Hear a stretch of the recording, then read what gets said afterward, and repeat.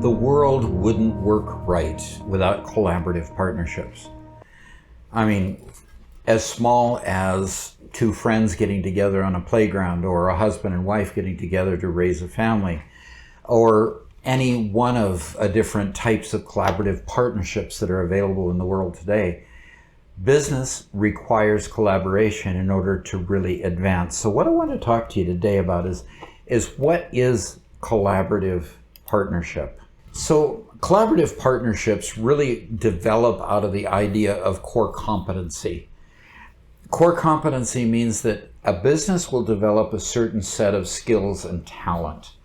And this set of skills and talents then usually require other technologies that support those skills and talent that the corporation isn't necessarily good at. For example, Boeing is great at aerospace and doing large, complex assemblies such as commercial airplanes and space gear and satellites and those type of things. They don't necessarily have a core competency in machine shops that machine the parts that are put on those planes.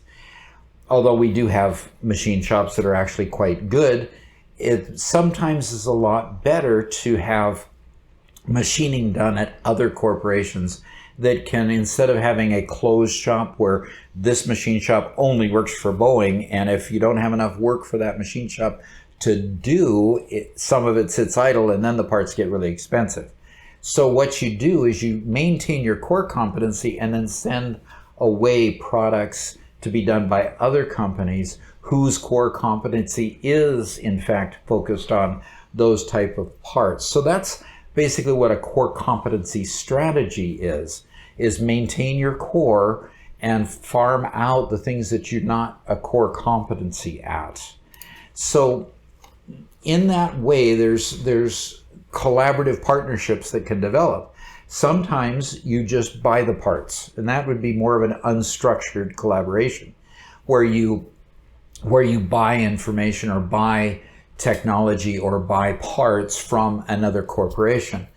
A structured partnership, though, is where I'm going to focus this particular talk, and that is a structured collaboration is when you actually go in partnership with another company in order to build or construct a final product.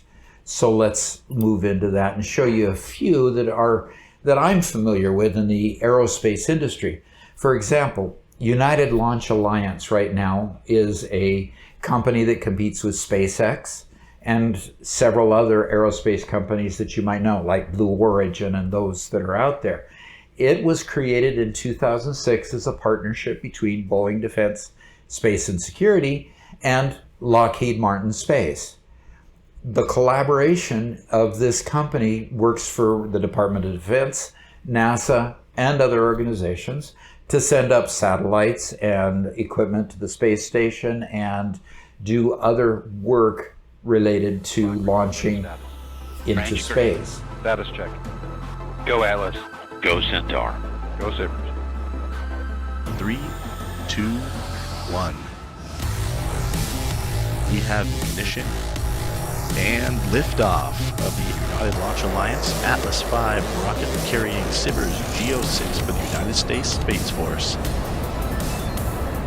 The next one I'd like to share with you is a collaborative marketplace called Exostar. You see the picture of 8 different company logos on the screen right now. All of those companies got together and says, we need a hardened site. Now I say hardened because all of these companies deal with military secrets. And the military secrets, even though they have to buy products from other companies, the military specifications are all classified, or they're controlled unclassified information.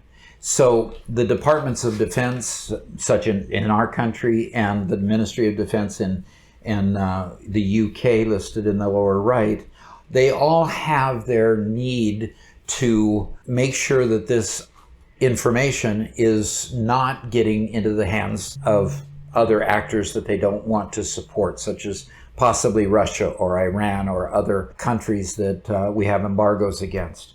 So Exostar is literally a secure marketplace for aerospace companies to work with other aerospace countries on defense type of work. There are 150,000 aerospace and defense companies and over 150 countries working within Exostar that have a place to manage secure documentation so that it doesn't get out into the wild.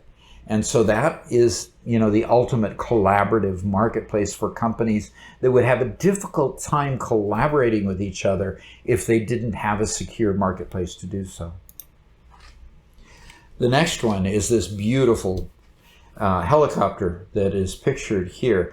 Boeing and Sikorsky got together. They teamed up for the Pentagon's next generation attack helicopter contest by entering this vehicle called the Defiant X. Now, the Defiant X, of course, is very high-tech.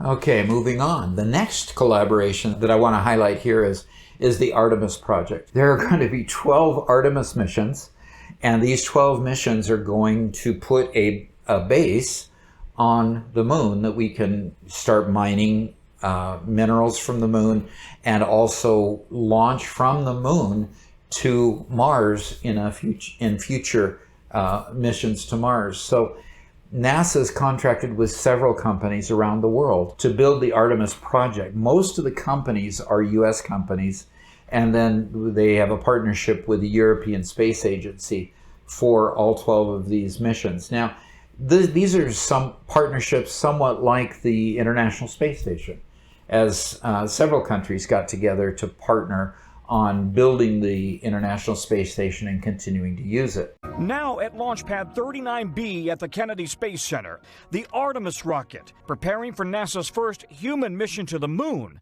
since Apollo 17 in 1972. But first, this critical test flight set for August 29th.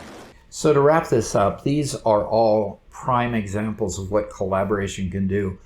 Without collaboration, these huge projects couldn't become viable or possible. So it takes a lot of intelligence, it takes a lot of technology, and no one company usually has all the breadth of the technology necessary to do all these projects. So if you like what you've seen here, hit the like button for me, and please subscribe and help us to grow the channel and get you more content. Thank you.